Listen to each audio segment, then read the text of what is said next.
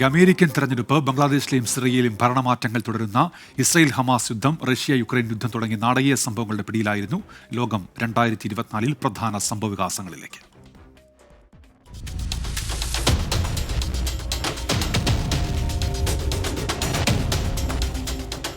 2023 Hamas ആക്രമണത്തെ തുടർന്ന് ആരംഭിച്ച ഇസ്രായേൽ ഹമാസ് യുദ്ധം 1000 ദിവസം പിന്നിട്ട് തുടർന്നുകൊണ്ടിരിക്കുന്നു.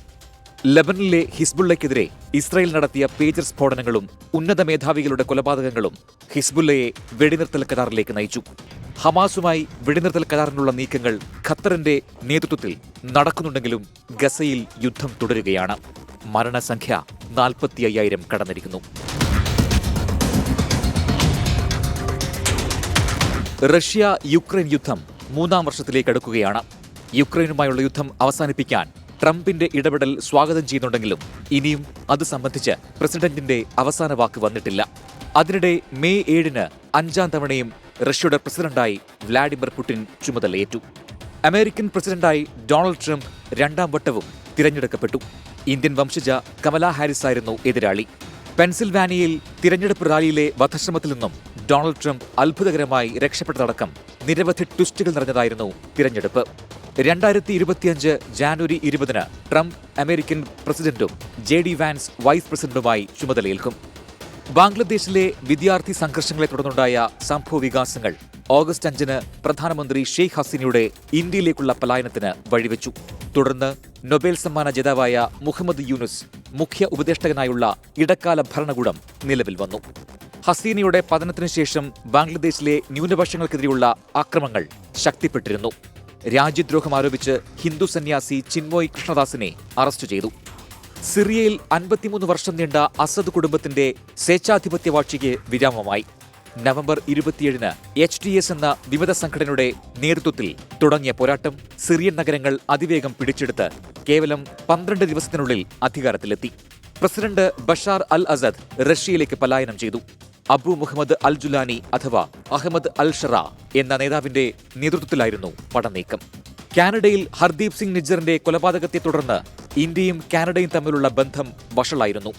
കൊലപാതകത്തിനു പിന്നിൽ ഇന്ത്യയാണെന്ന് കനേഡിയൻ പ്രധാനമന്ത്രി ജസ്റ്റിൻ ട്രൂഡോ പറഞ്ഞത് ഇരു രാജ്യങ്ങളും തമ്മിലുള്ള ബന്ധം വഷളാക്കി.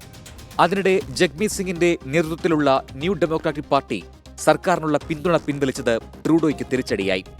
ദക്ഷിണ കൊറിയയിൽ പ്രസിഡന്റ് യൂൻ സുഖിയോൾ രാജ്യത്ത് പട്ടാള നിയമം നടപ്പാക്കാൻ ശ്രമിച്ചെങ്കിലും പ്രതിപക്ഷത്തിന്റെ ക്രിയാത്മകമായ ഇടപെടൽ മൂലം ശ്രമം പൊളിഞ്ഞു. തുടർന്ന് പ്രസിഡന്റ് യൂൻ സുഖിയോളിനെ ഇംപീച്ച് ചെയ്തു. യൂനിന്റെ ഇംപീച്ച്മെന്റ് പ്രക്രിയ വൈകിപ്പിക്കുന്നുവെന്നാരോപിച്ച് ആക്ടിംഗ് പ്രസിഡന്റ് ഹാൻ ഡക്സൂവിനെയും ഇംപീച്ച് ചെയ്തു. ഡിസംബർ 27-ന് ഉപപ്രധാനമന്ത്രിയും ധനമന്ത്രിയുമായ ചോയ് സാങ് മോക് ആക്ടിംഗ് പ്രസിഡന്റായി ചുമതലയേറ്റു.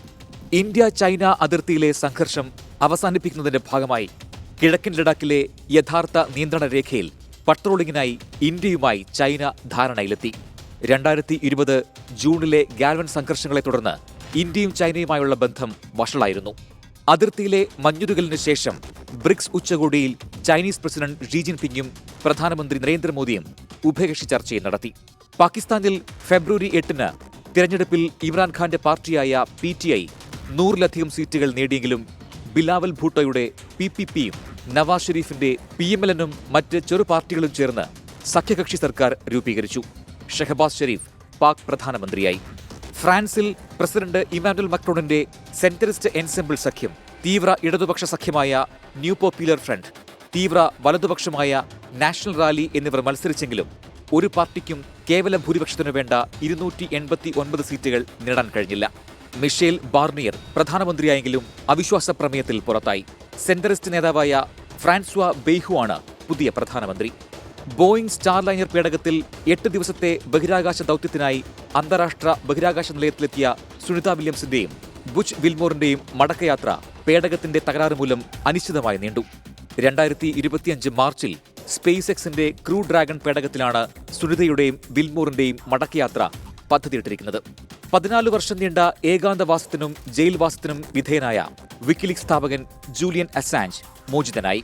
വിക്കിലീക്സ് അമേരിക്കയുടെ അതീവ രഹസ്യ സൈനിക രേഖകളും ഇറാഖിൽ അമേരിക്കൻ സൈന്യം നടത്തിയ ക്രൂരകൃത്യങ്ങളുടെ ദൃശ്യങ്ങളും പുറത്തുവിട്ടുവെന്നായിരുന്നു കേസ്. മോചിപ്പിക്കപ്പെടുന്നതിനായി താൻ കുറ്റം ചെയ്തുവെന്ന് അസാഞ്ചിന് സമ്മതിക്കേണ്ടതായി വന്നു. ബ്രിട്ടന്റെ 58ാമത് പ്രധാനമന്ത്രിയായി ജൂലൈയിൽ ലേബർ പാർട്ടിയുടെ കൈർ സ്റ്റാർമർ ചുമതലയേറ്റു.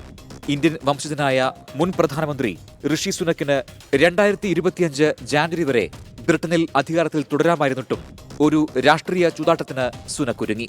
നേരത്തെ തെരഞ്ഞെടുപ്പ് നടത്തിയാൽ പൊതുജന പിന്തുണ ഇനിയും കുറയുന്നത് ഒഴിവാക്കാനാകുമെന്ന സുനക്കിന്റെ കണക്കുകൂട്ടലുകളാണ് തെറ്റിയത്. ശ്രീലങ്കൻ തെരഞ്ഞെടുപ്പിൽ നാഷണൽ പീപ്പിൾസ് പവറിലെ അനുരാഗ് കുമാർ ദിസനായകെ പ്രസിഡന്റായപ്പോൾ ജപ്പാനിൽ ഷിഗേരു ഇഷിബ പ്രധാനമന്ത്രിയായി. ഇറാൻ പ്രസിഡന്റായി മസൂദ് പെസഷ്കിയാനും ദക്ഷിണാഫ്രിക്കൻ സഖ്യകക്ഷി സർക്കാരിൽ സിറിൽ റാമഫോസയും പ്രസിഡന്റുമാരായി. അമേരിക്കയുടെ 39ാമത് പ്രസിഡന്റ് ജിമ്മി കാർട്ടർ 100ാം വയസ്സിൽ വിടവാങ്ങിയതും ക്രിസ്മസ് ദിനത്തിൽ അസർബൈജാൻ വിമാനം റഷ്യൻ വ്യോമ പ്രതിരോധ സംവിധാനത്തിന്റെ ആക്രമണത്തിൽ തകർന്നതും ദക്ഷിണ കൊറിയയിൽ 179 പേർ വിമാനാപകടത്തിൽ കൊല്ലപ്പെട്ടതും 2024 അവസാന സമയം ലോകത്തെ വേദനയിലാഴ്ത്തി.